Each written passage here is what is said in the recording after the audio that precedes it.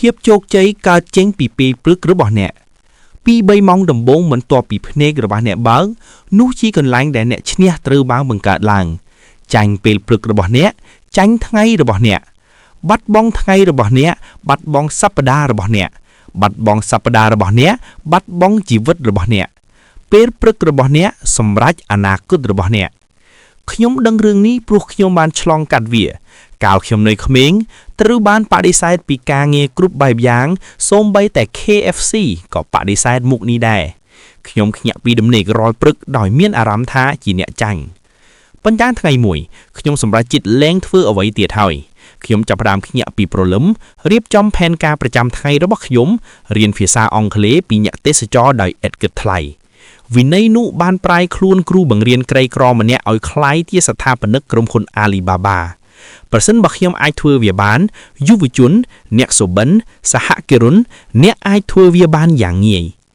យប់នេះយើងនិយាយអំពីការកសាងពេលព្រឹកដែលមានសុខភាពល្អសម្រាប់រាងកាយចិត្តអាជីវកម្មនិងកាបូបរបស់អ្នកពេលព្រឹកដែលកសាងសុខភាពនិងហិរញ្ញវត្ថុពីព្រោះប្រសិនបើអ្នកហោះហើរនៅពេលព្រឹកអ្នកនឹងហោះហើរអ្វីគ្រប់យ៉ាងតោះទៅសូមឲ្យខ្ញុំប្រាប់អ្នករឿងមួយ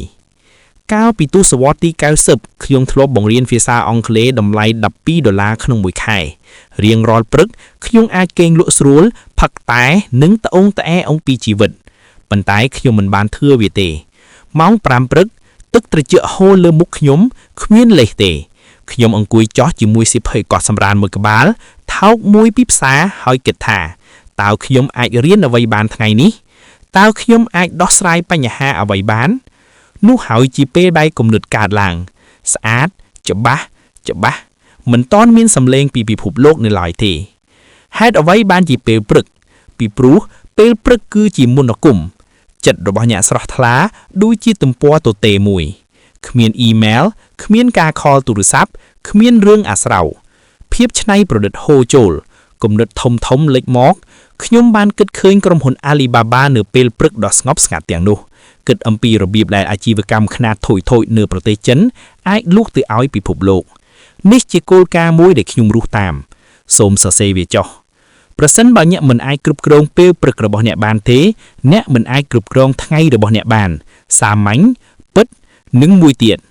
ភាពជោគជ័យមិនមែននិយាយអំពីការភ្ញាក់ពីព្រលឹមនោះទេវានិយាយអំពីការភ្ញាក់ពីដំណេកដោយមានគោលបំណងកុំគ្រាន់តែលោតចេញពីគ្រែលោតជាមួយផែនការភ្លើងនិងហេតុផលខ្ញុំត្រូវបានបដិសេធការងារចំនួន30ដងប្រឡងធ្លាក់យប់ថ្ងៃប៉ុន្តែពេលព្រឹករបស់ខ្ញុំវាគឺជាអាវុធសម្ងាត់របស់ខ្ញុំខណៈពេលដែលអ្នកដទៃកំពុងតែដេកលក់ខ្ញុំបានកសាងខ្លួនឯងរាងកាយរឹងមាំជាងចិត្តមុតស្រួលជាងនិងផែនការកាន់តែល្អនោះគឺជាទ្រសនភាពពេលព្រឹកមិនមែនជាការដណ្ដដៃនោះទេវាគឺជាអំណាចហេតុអ្វីបានជា 2-3 ម៉ោងដំបូងសំខាន់ម្ល៉េះសូមឲ្យខ្ញុំពន្យល់លម្អិតសាមញ្ញគ្មានពាក្យពេចន៍ហួសហេតុពេកទី1វប្បធម៌នៅក្នុងប្រទេសចិនយើងមានសុភាសិតចាស់មួយផែនការមួយឆ្នាំចាប់ផ្ដើមជាមួយរដូវផ្ការីកផែនការមួយថ្ងៃចាប់ផ្ដើមជាមួយពេលព្រឹកទីពិសិដ្ឋការចាប់ផ្ដើមថ្មីថាមពលថ្មីនៅអាមេរិកមហាសេដ្ឋីដូចជា Elon Musk និង Oprah សុទ្ធតែភ្ញាក់ពីព្រលឹមហេតុអ្វី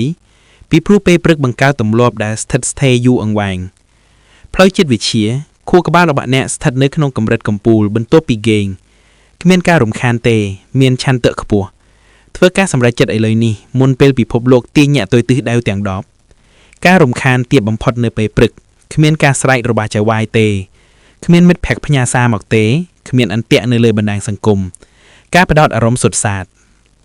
ហើយវិន័យពេលព្រឹកចេះឥទ្ធិពលដល់វាប្រសិនបើអ្នកឈ្នះម៉ោងដំបូងហាត់ប្រាណរៀបចំផែនការរៀនអ្នកនឹងមានអារម្មណ៍ដូចជាជើងឯកពេញមួយថ្ងៃទំនុកចិត្តនោះវាចេះឥទ្ធិពលដល់អាជីពកិច្ចប្រជុំនិងការលក់របស់អ្នកចុះផ្នែកហិរញ្ញវត្ថុវិញវិន័យនៅពេលព្រឹកមានន័យថាមានវិន័យជាមួយនឹងលុយកាក់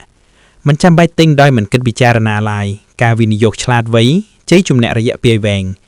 សូមក្រឡេកមើលមនុស្សជោគជ័យ Warren Buffett អានសៀវភៅរៀងរាល់ព្រឹកលោក Tim Cook នៅក្រុមហ៊ុន Apple ហាត់ប្រាណនៅម៉ោង4ព្រឹកពួកគេប្រើប្រាស់ពេលព្រឹកដើម្បីអភិវឌ្ឍជំនាញស្វែងរកឱកាសនិងកសាងទ្រព្យសម្បត្តិអ្នកក៏ធ្វើដូចគ្នាដែរជីវិតរបស់អ្នកនឹងផ្លាស់ប្ដូរលឿន អូខេនិយាយគ្រប់គ្រាន់ហើយចូលយើងអនុវត្តជាក់ស្ដែងថាមពលខ្ពស់នេះជាទម្លាប់ពេលព្រឹករបស់អ្នកជាជំហានតាមបែបជែកម៉ាសាមញ្ញអាចធ្វើបាននិងមានអានុភាពធ្វើបែបនេះរយៈពេល30ថ្ងៃសុខភាពរបស់អ្នកនឹងភ្លឺថ្លាកណនីធនាគាររបស់អ្នកនឹងកើនឡើងជំហានទី1ភ្ញាក់ពីដំណេកជាមួយទម្លាប់គិត15ទៅ20នាទីដំបូង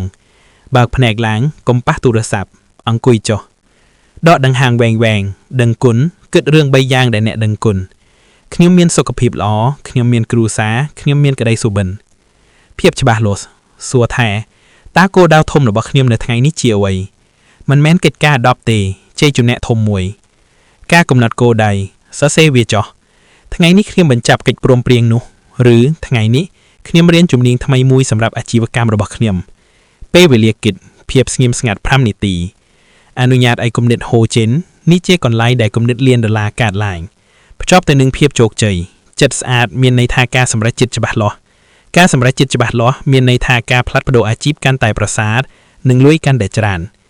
ជំហានទី2ទម្លាប់ហាត់ប្រាណរាងកាយ30ទៅ45នាទីបន្ទាប់ចាប់ផ្ដើមធ្វើចលនាហាត់ប្រាណមិនមែនហាត់ប្រាណច្រើនម៉ោងនៅក្នុងក្លឹបហាត់ប្រាណទេសាមញ្ញណាស់លាតសឿតលោតរត់នៅលើកន្លែង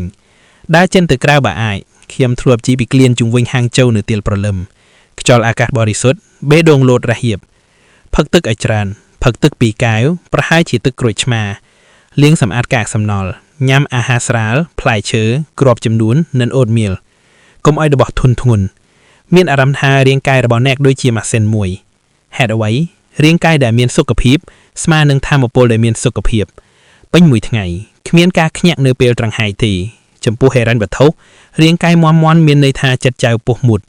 ចិត្តចៅពុះមុតនាំឲ្យមានឱកាសជំនួញបិទកិច្ចព្រមព្រៀងបង្កើតទ្រព្យសម្បត្តិជំហានទី3